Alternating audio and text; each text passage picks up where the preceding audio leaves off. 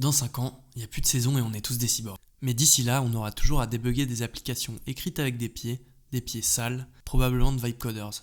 Et on se retrouve avec du code spaghetti dans lequel on ne sait plus où mener de la tête. C'est pourquoi je vous parle aujourd'hui de Front-End Flow Tracker.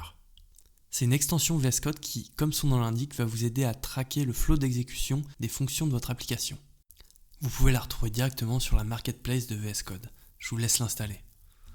Vous pouvez maintenant ouvrir un affreux projet et lancer la commande Front-End Flow Tracker add logs. Ici, on nous prévient que l'exécution de cette commande affectera le code source, qu'il faut que la branche n'ait pas de changement en cours et que la commande peut prendre un peu de temps sur de très gros projets. On continue et là on voit qu'on a un nouveau dossier qui contient un fichier de log. Pour l'instant, tout ce qu'on voit, c'est les fichiers qui ont été modifiés. Si on va dans nos changements et qu'on prend un fichier au hasard, on se rend compte que des requêtes fetch y ont été ajoutées. Elles ont en fait été ajoutées à chaque début de fonction de votre application. Ce sont des requêtes POST qui contiennent un identifiant unique, le chemin du fichier et le nom de la fonction. À chaque fois que ces fonctions seront exécutées, une ligne sera ajoutée dans le fichier de log avec les différents éléments de la requête. On peut maintenant lancer le projet et interagir avec l'interface.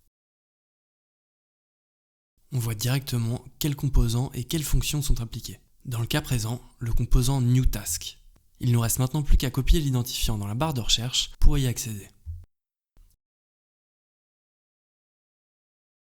Autre exemple, dans l'application, on sauvegarde une tâche et de la même manière, on va pouvoir comprendre facilement le flot d'exécution et retrouver quelles fonctions sont impliquées. Ici, add new task.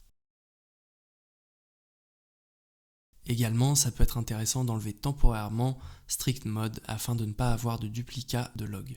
Voilà, une fois que vous avez démêlé votre code, plus qu'à supprimer les changements qui ne doivent évidemment pas aller en prod. Concernant le fonctionnement de l'extension, votre front envoie une requête sur le serveur local 3049 ou autre s'il n'est pas disponible, avec l'ID, chemin et nom de la fonction. Ce serveur local réceptionne les données, puis les retranscrit dans notre fichier de log. Voilà, j'espère que cette vidéo vous sera utile, n'hésitez pas à liker et à vous abonner. Bonne journée à vous!